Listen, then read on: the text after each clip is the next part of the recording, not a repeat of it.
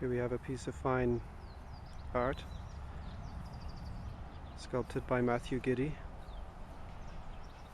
one of Zimbabwe's most well-known and established fine sculptors. The piece is sculpted in butter jade. You can see the different colors and textures in there.